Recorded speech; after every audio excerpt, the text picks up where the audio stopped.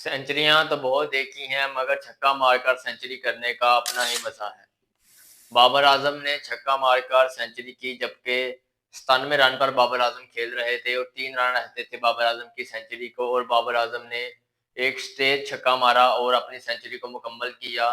Qualify match में इस तरह की इनिंग खेलना बहुत ही मुश्किल है। जो बाबर आजम आज खेल के गया 100 रन की इनिंग और 110 इनिंग खेली है बाबर आजम ने टी20 में पीएसएल की और जिसमें 4 सेंचुरियां बना दी हैं और बाबर आजम दूसरे नंबर पर है इस रिकॉर्ड में भी। और बाबर आजम ने जो आज इनिंग खेली है फाइनल में जाने के लिए अपनी टीम को 214 रन का टारगेट इस्लामाबाद यूनाइटेड को दिया है और बाबर आजम की शानदार सेंचुरी सिर्फ 58 गेंदों पर बाबर आजम ने ये सेंचुरी मुकम्मल की है।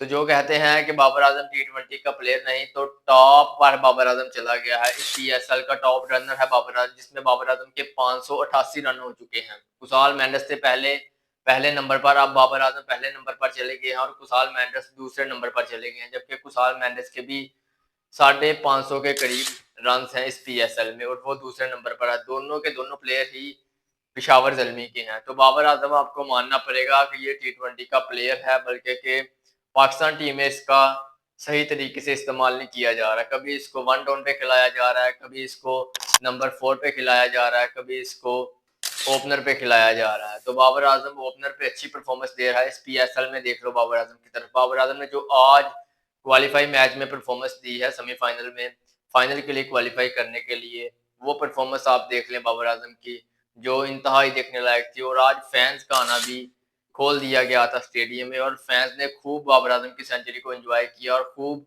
बाबर आजम की सेंचुरी को सराहा। तो बाबर आजम ने जो आज सेंचुरी लगाई है वो देखने लायक थी।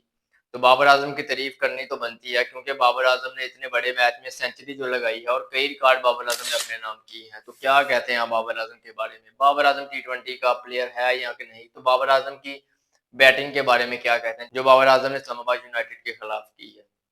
इस सेंचुरी के बारे में क्या कहना आप?